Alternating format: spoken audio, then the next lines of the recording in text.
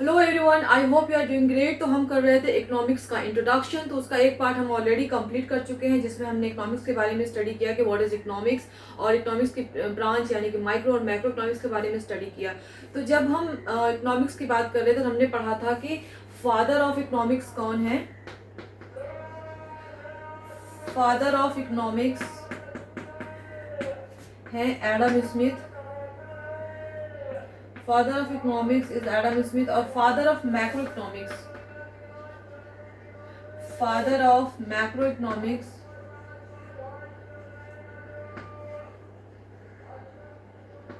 Father of economics है John Maynard Keynes और we can say J.M. Keynes. ये आप याद रखिएगा कि इकोनॉमिक्स के फादर जो है, मॉडर्न इकोनॉमिक्स के फादर जो है वो एडम स्मिथ है, और फादर ऑफ मैक्रो इकोनॉमिक्स जो है वो है J.M. कीन्स। ठीक है, ये आप याद रखिएगा। तो अभी हम बात करते हैं कि व्हाट इज इकोनॉमी। इकोनॉमी क्या है और इकोनॉमी और इकोनॉमिक्स में डिफरेंस क्या है। इकोनॉमी या अर्थव्यवस्था, अर्थव्यवस्था क्या है। तो जब भी हम इकोनॉमिक्स की बात करते हैं तो इकोनॉमिक्स क्या है। इकोनॉमिक्स एक सब्जेक्ट है जिसमें हम कुछ थेरीज को स्टडी करते हैं, कुछ प्रिंसिपल्स को स्टडी करते हैं। वहीं पर इकोनॉमी क्या है। इकोनॉमी एक सिस्टम है, इकोनॉमी एक व्यवस्था है, एक रियल वर्ल्ड सिचुएशन। इकोनॉमी क्या है, रियल वर्ल्ड सिचुएशन है।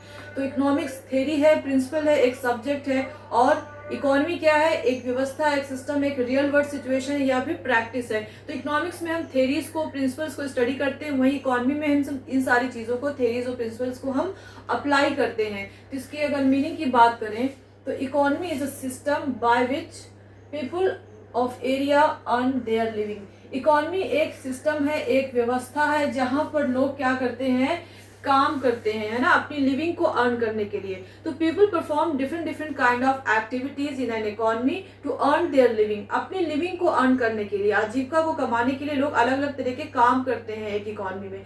जैसे कि कुछ लोग डॉक्टर्स हैं या इंजीनियर्स हैं, कुछ टीचर्स हैं, कुछ लेबर्स हैं। तो ये अपनी सर्विसेज दे रहे हैं, अपना लेबर दे रहे हैं, बदले में उन्हें क्या मिल रहा है, कुछ इनकम जनरेट हो रही है। तो इकोनॉमी एक व्यवस्था है जहां पर लोग अलग अलग तरीके की एक्टिविटीज को परफॉर्म करते हैं अपनी लिविंग को, कुछ इनकम को अर्न करने के लिए। और वी कैन से कि economy is a system created by nation for improving the socio economic condition of its people by proper utilizing its resources.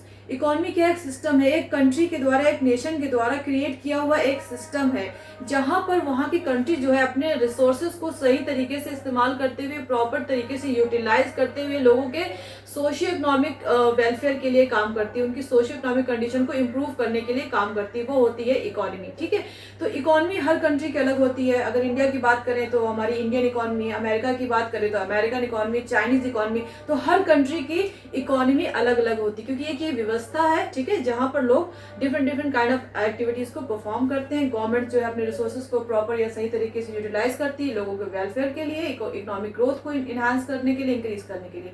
ठीक है, तो आई होप आपको ये समझ में आ रहा होगा कि इकोनॉमिक्स क्या है। इकोनॉमिक्स इज अ सब्जेक्ट, ठीक है, economics is subject, whereas economy क्या है, इकोनॉमी इज अ सिस्टम, और we can say real world situation है, रियल वर्ल्ड सिचुएशन है, या फिर हम कह सकते हैं कि एक प्रैक्टिस है। ठीक है, रियल वर्ल्ड सिचुएशन सिस्टम है, रियल वर्ल्ड सिचुएशन है, प्रैक्टिस है, जहां पर हम इकोनॉमिक्स एक सब्जेक्ट जो इसकी जो थेरीज होती हैं, थेरीज और प्रिंसिपल्स जो हम स्टडी करते हैं इकोनॉमिक्स में, उसको हम यहाँ पर क्या करते हैं, अप्लाई करते हैं। ठीक है, तो इकोनॉमी एक रियल वर्ल्ड सिचुएशन है। नाउ जब हम इकोनॉमी या अर्थव्यवस्था की बात करते हैं तो let's discuss some of the economies, types of economies हम स्टडी करेंगे। क्या स्टडी करेंगे, टाइप्स ऑफ इकोनॉमीज। कितने तरीके की इकोनॉमीज होती हैं, टाइप्स ऑफ इकोनॉमी। तो जब हम इकोनॉमी की बात करते हैं तो हम तीन तरह की इकोनॉमी की बात करते हैं। Capitalist economy, capitalist economy,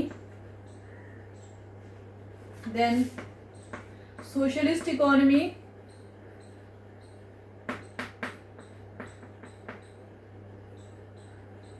socialist economy and third is mixed economy. Mixed economy, तो first of all we will talk about the capitalist economy. Capitalist economy क्या होती है? कैपिटलिस्ट इकोनॉमी या हिंदी में बात करें तो इसी को हम कहते हैं पूंजीवादी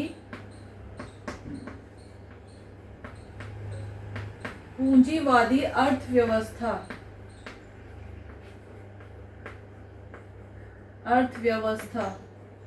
कैपिटलिस्ट इकोनॉमी या पूंजीवादी अर्थव्यवस्था क्या होती है? तो कैपिटलिस्ट इकोनॉमी वो इकोनॉमी होती है जहां पर मीन्स ऑफ जो रिसोर्सेज होते हैं, resources are controlled by the capitalist or business class,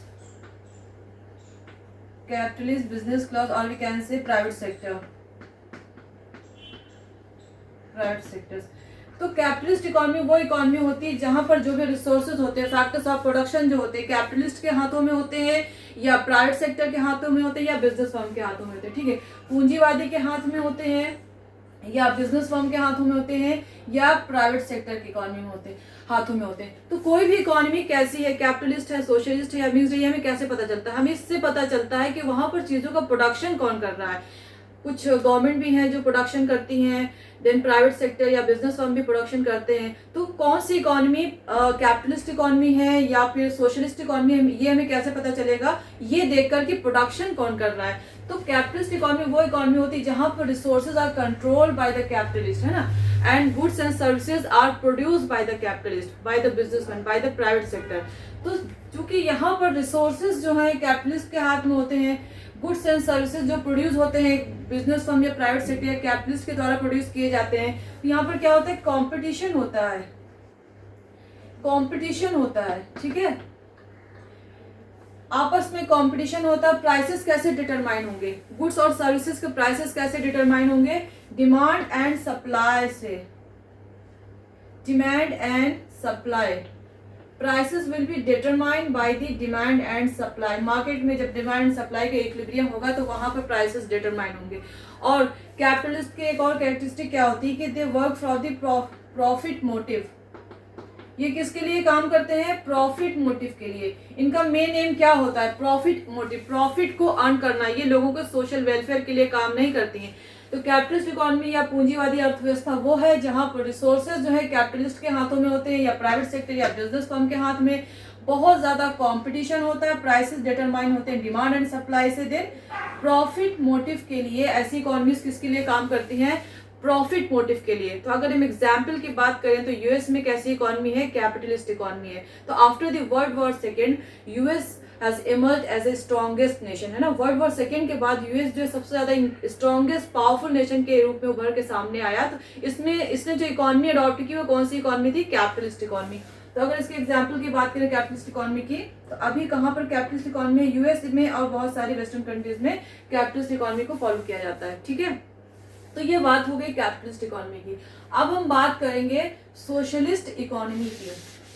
ठीक है, socialist economy.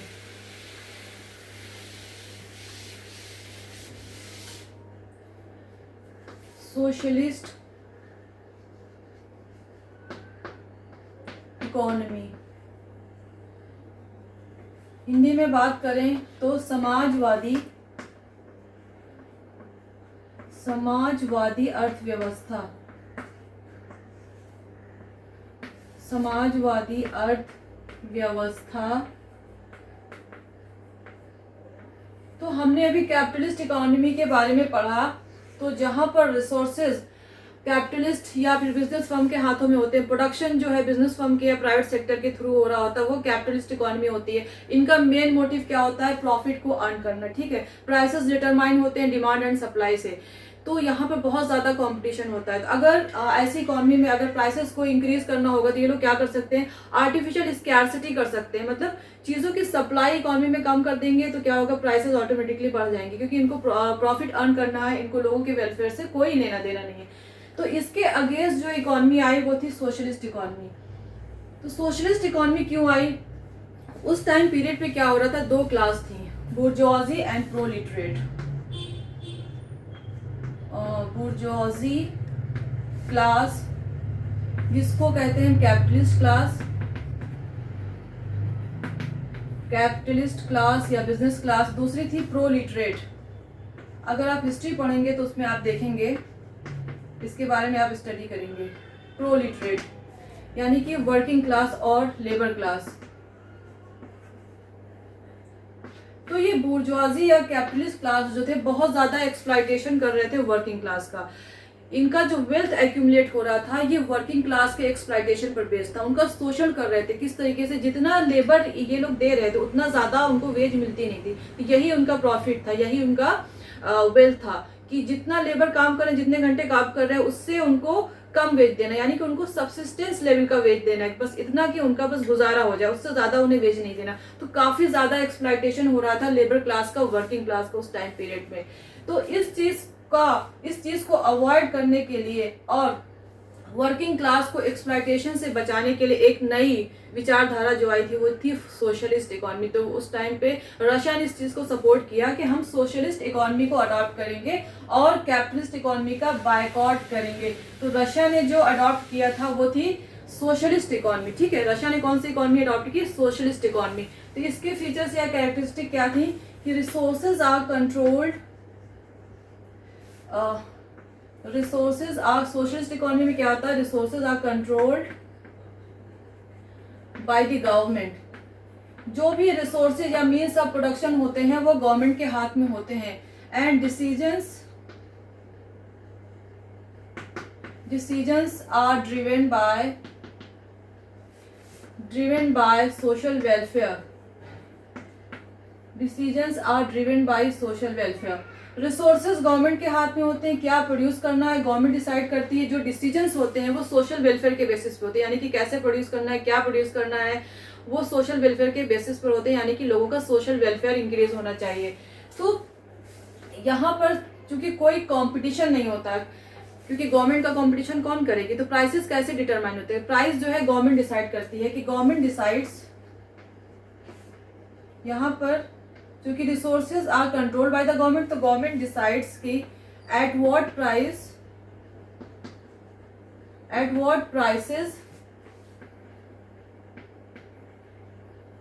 products will be sold in the economy, या product are to be sold, products will be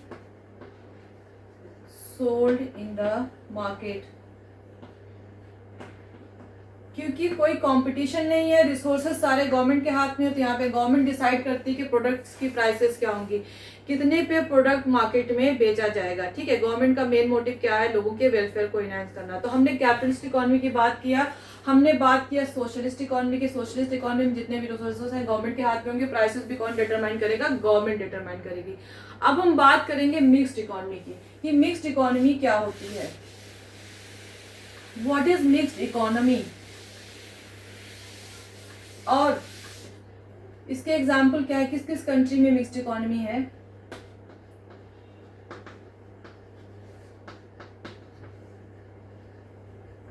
तो मिक्स्ड इकोनॉमी वो economy होती है जहां पर रिसोर्सेज गवर्नमेंट के हाथ में भी होते हैं और प्राइवेट सेक्टर के हाथ में भी होते हैं। इकोनॉमी में एक ब्लेंड होता है गवर्नमेंट सेक्टर का और प्राइवेट सेक्टर का। तो ऐसी इकोनॉमी मिक्स्ड इकोनॉमी होती है। फॉर एग्जाम्पल अगर इंडिया की हम बात करें तो after gaining independence India was facing so many problems. India में बहुत सारी प्रॉब्लम थी। इंडिया ने जब आज़ादी इंडिया को मिली तो बहुत सारी प्रॉब्लम इंडिया फेस कर रहा था, like wide spread poverty. India में कितनी सारी प्रॉब्लम्स थी, wide spread poverty, illiteracy, unemployment, then inequitable distribution of income, inequitable distribution of income,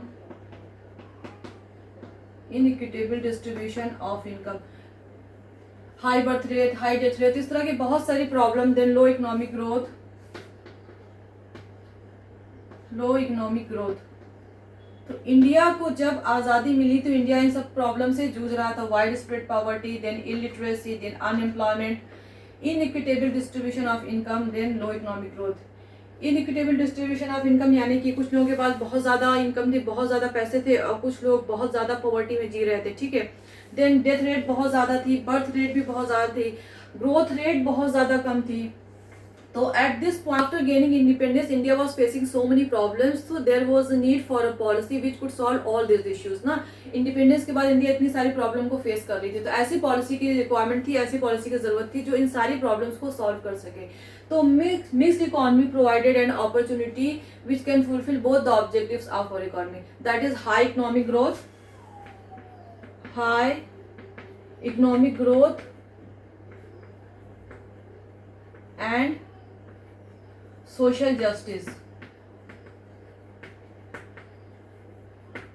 तो India adopted mixed economy, India ने जो इकोनॉमी अडॉप्ट की वो थी मिक्स्ड इकोनॉमी, क्योंकि मिक्स्ड इकोनॉमी में ने ऐसी अपॉर्चुनिटी प्रोवाइड किया जिससे कि इंडिया हाई इकोनॉमिक ग्रोथ भी अचीव कर सकती थी और सोशल जस्टिस भी अचीव कर सकती थी। कैसे?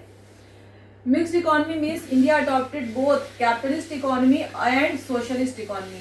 India adopted both capitalist economy and socialist economy। India adopted both capitalist economy and socialist economy. तो इसमें क्या था, कैपिटलिस्ट इकोनॉमी को अडॉप्ट किया। It means capitalist economy means ज्यादा रैपिड इंडस्ट्रियलाइजेशन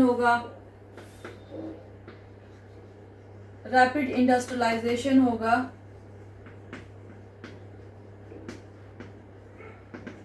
इनोवेशन होगा इकोनॉमी में, नई टेक्नोलॉजीज आएंगी, इनोवेशन, न्यू टेक्नोलॉजी है ना, new techniques of production, new technology आएगी इकोनॉमी में।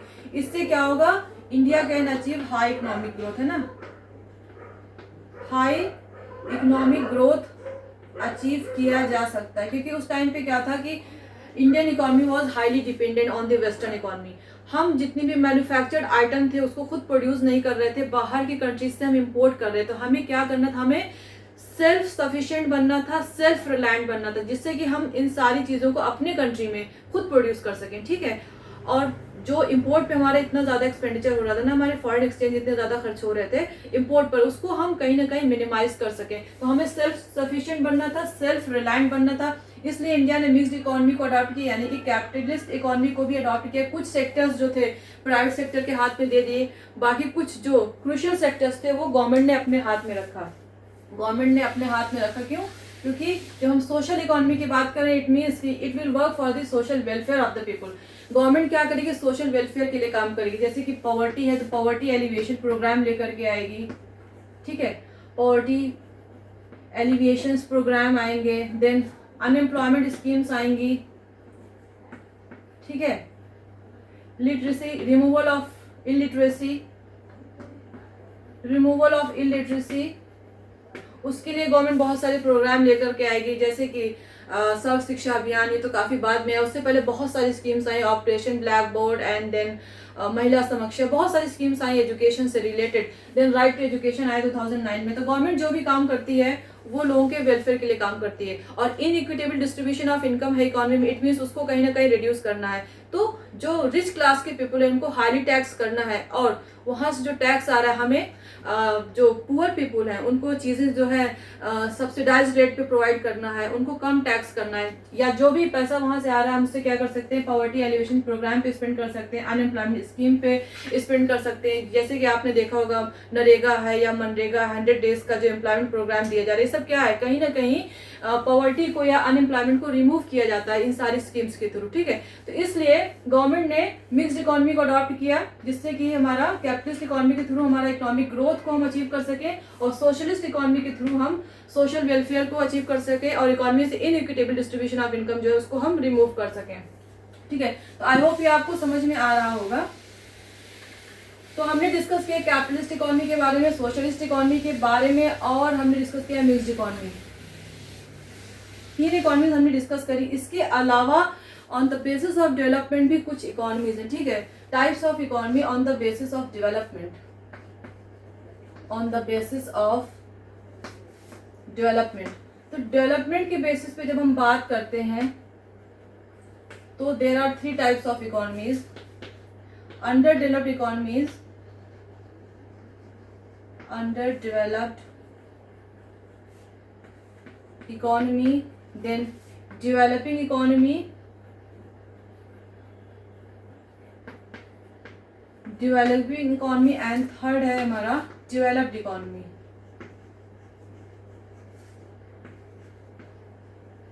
डेवलप्ड इकोनॉमी, तो डेवलप्ड इकोनॉमी वो है जहां पर विकास हो चुका है, दे आर डेवलप्ड, ठीक है। डेवलप्ड कंट्रीज यानी कि विकसित कंट्रीज, विकास हो चुका है। डेवलपिंग मीन्स जहां पर विकास हो रहा है, जहां पर अभी विकास हो रहा है, डेवलपमेंट हो रहा है, ठीक है, पूरी तरीके से डेवलप नहीं हुई है। फिर एक आती है हमारी अंडर डेवलप्ड इकोनॉमीज। तो पहले हम अंडर डेवलप्ड इकोनॉमी से बात करेंगे कि अंडर डेवलप्ड इकोनॉमीज की फीचर क्या है, अंडर डेवलप्ड इकोनॉमीज कौन सी होती हैं। तो अंडर डेवलप्ड इकोनॉमी की कैरेक्टरिस्टिक की बात करें तो यहाँ पर हमें मिलता है low per capita income, low per capita income.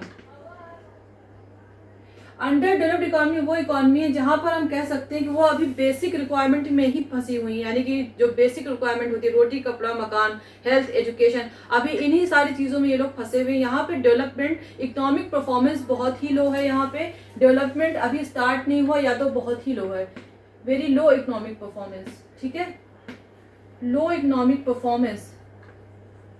ऐसी कंट्रीज में इकोनॉमिक परफॉर्मेंस बहुत लो है। डेवलपमेंट का प्रोसेस यहाँ पर या तो स्टार्ट ही नहीं हुआ या फिर हो रहा है तो बहुत ही स्लो रेट से हो रहा है।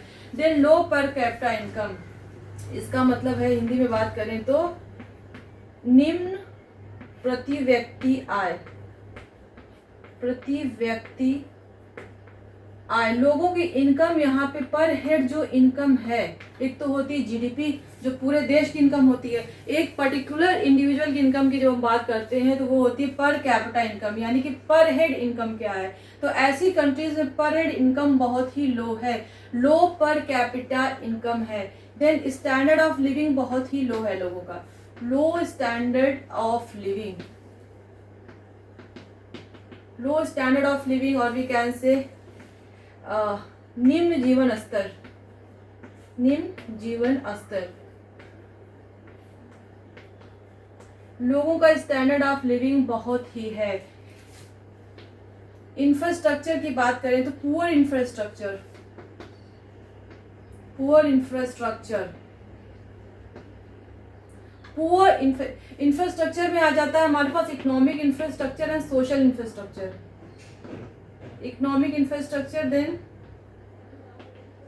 Social infrastructure. इकोनॉमिक इंफ्रास्ट्रक्चर की बात करें तो power, transport, communication, power, transport, energy, energy, communication, communication, ये सारा बहुत ही अंडर डेवलप्ड है, बहुत ही लो है अंडर डेवलप्ड कंट्रीज में, ठीक है। देन सोशल इंफ्रास्ट्रक्चर की बात करें तो हमारे पास है health, education, sanitation, public safety, public safety. तो ये सारी ही चीजें, पावर, ट्रांसपोर्ट, कम्युनिकेशन और सोशल इंफ्रास्ट्रक्चर में health, education, sanitation, public safety, under developed countries में ये बहुत ही पुअर कंडीशन में है, राइट। क्योंकि अभी वो बेसिक चीजें, यानी कि जो बेसिक रिक्वायरमेंट होती है हमारी, फूड, क्लोथिंग, शेल्टर, वही पूरी तरीके से प्रोवाइड नहीं करा पा रहे हैं। वाइड स्प्रेड पॉवर्टी है वहां पर, वाइड स्प्रेड पॉवर्टी है, वाइड स्प्रेड पॉवर्टी है, बहुत ज्यादा गरीबी है ऐसे देशों में, अंडर डेवलप्ड कंट्रीज में बहुत ज्यादा गरीबी है। देन प्रोडक्शन की बात करें,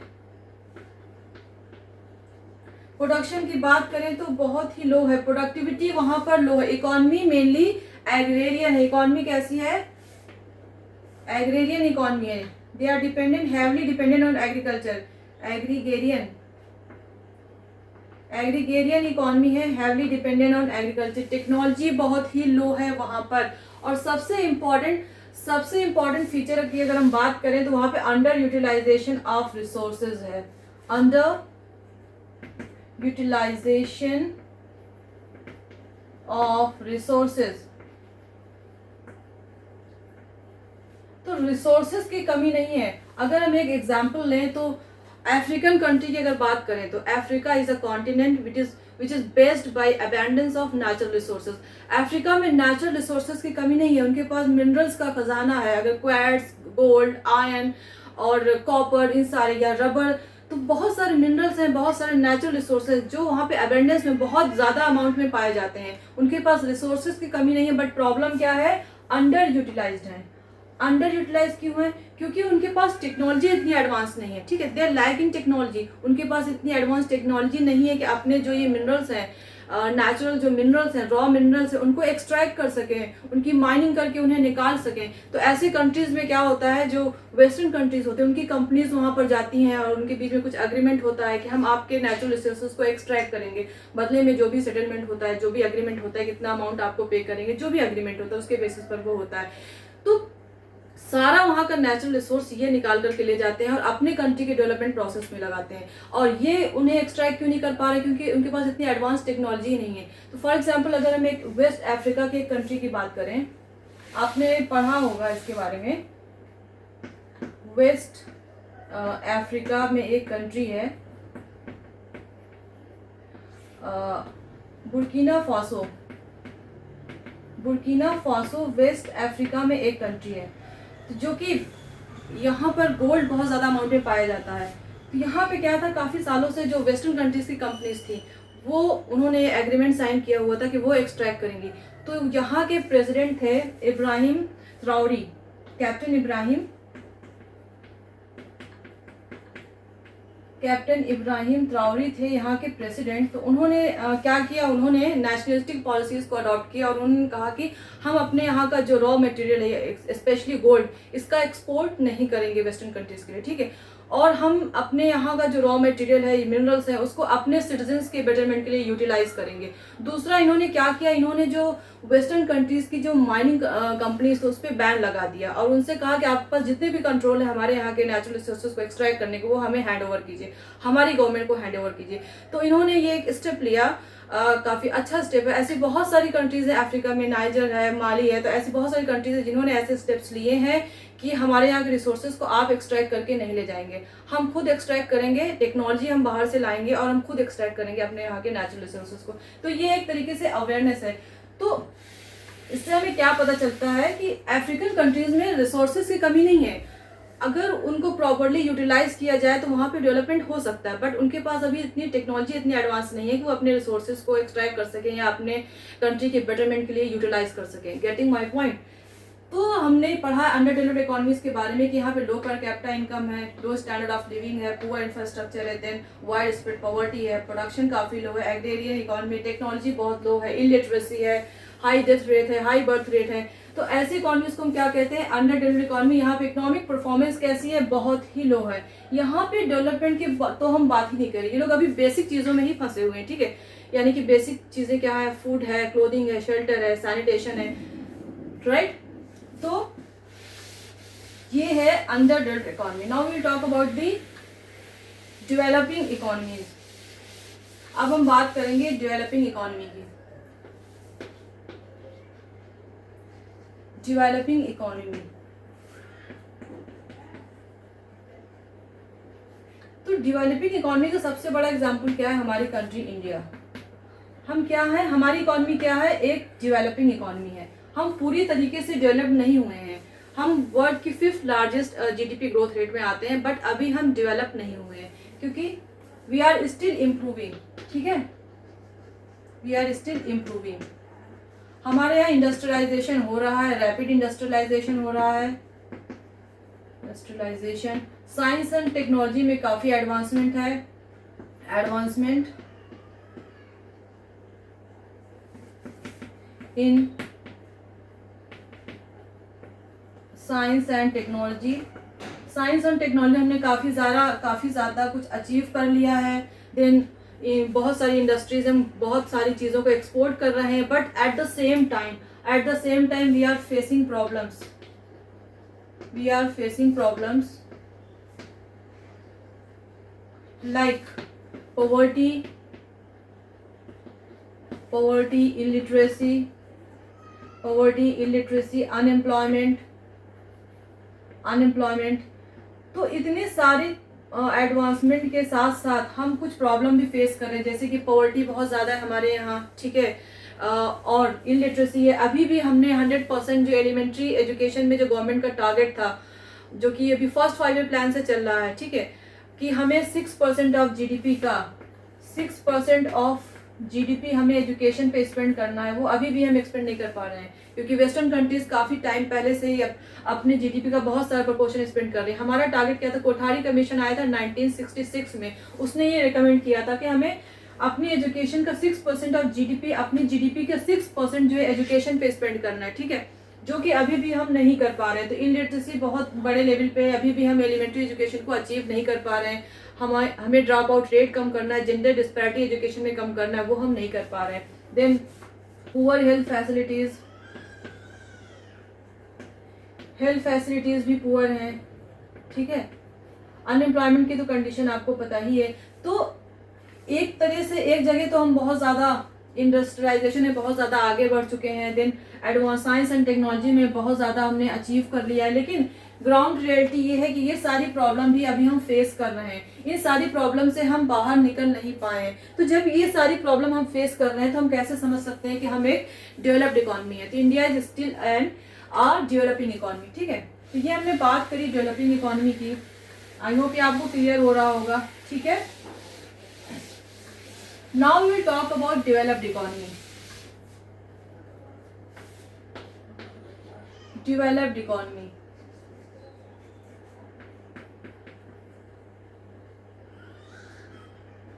तो डेवलप्ड इकोनॉमी वो इकोनॉमी जिसको हम कहते हैं विकसित देश।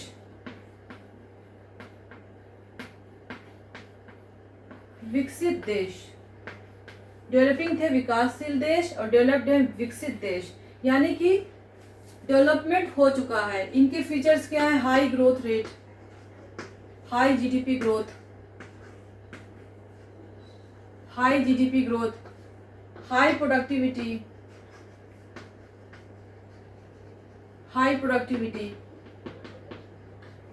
लिटरेसी बहुत हाई है यहाँ पर, हाई लिटरेसी,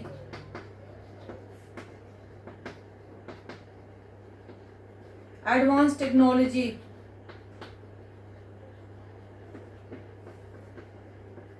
हम 5G की बात कर रहे हैं ना, 5G टेक्नोलॉजी, 5G तो ऐसी कंट्रीज में बहुत पहले ही आ चुकी है, ठीक है। साइंस एंड टेक्नोलॉजी में उन्होंने बहुत कुछ अचीव कर लिया है। हाई जीडीपी है, हाई प्रोडक्टिविटी है, हाई लिटरेसी है, ठीक है। तो means of production, techniques of production क्या है? टेक्निक्स ऑफ प्रोडक्शन की बात करें तो ये मेनली कैपिटल इंटेंसिव टेक्निक को अडॉप्ट करते हैं। कैपिटल इंटेंसिव टेक्निक यानी कि जो प्रोडक्शन हो रहा है मशीन के थ्रू हो रहा है, ठीक है। यहाँ पर पॉपुलेशन तो इतनी ज़्यादा होती नहीं है, तो जो भी प्रोडक्शन होता है चीज़ों का कैपिटल इंटेंसिव, यानी मशीनरी ज़्यादा यूज़ होती है, लेबर का इस्तेमाल कम होता है। वही अगर हम डेवलपिंग इकोनॉमी की बात करें तो हमारे प्रोडक्शन क्या होता है? लेबर इंटेंसिव होता है, ठीक है, क्योंकि हमारे पॉपुलेशन बहुत ज़्यादा है, हमारे पास कैपिटल इतना है नहीं, फंड इतना है नहीं कि ज़्यादा मशीनरी हम लगा सकें, मशीन्स लगा सकें। तो ज़्यादा से ज़्यादा लेबर इंटेंसिव जो टेक्निक होती है वो यूज़ करते हैं। बट ऐसी कंट्रीज में क्या होता है? कैपिटल इंटेंसिव टेक्निक का यूज़ होता है, राइट। तो ये तो बात हो गई डेवलप्ड इकोनॉमी की। तो आई होप आपको समझ में आ रहा होगा। हमने आज डिस्कस किया इकोनॉमी के बारे में, इकोनॉमी क्या होती है, देन टाइप्स ऑफ इकोनॉमी, जिसमें कि हमने कैपिटलिस्ट, सोशलिस्ट और मिक्स्ड इकोनॉमी की बात की। On the basis of development हमने 3 इकोनॉमी को डिस्कस किया, under developed, developing and developed. तो आई होप ये आपको क्लियर हुआ होगा। तो that's all for today, thank you very much. मिलते हैं नेक्स्ट क्लास में नेक्स्ट टॉपिक के साथ।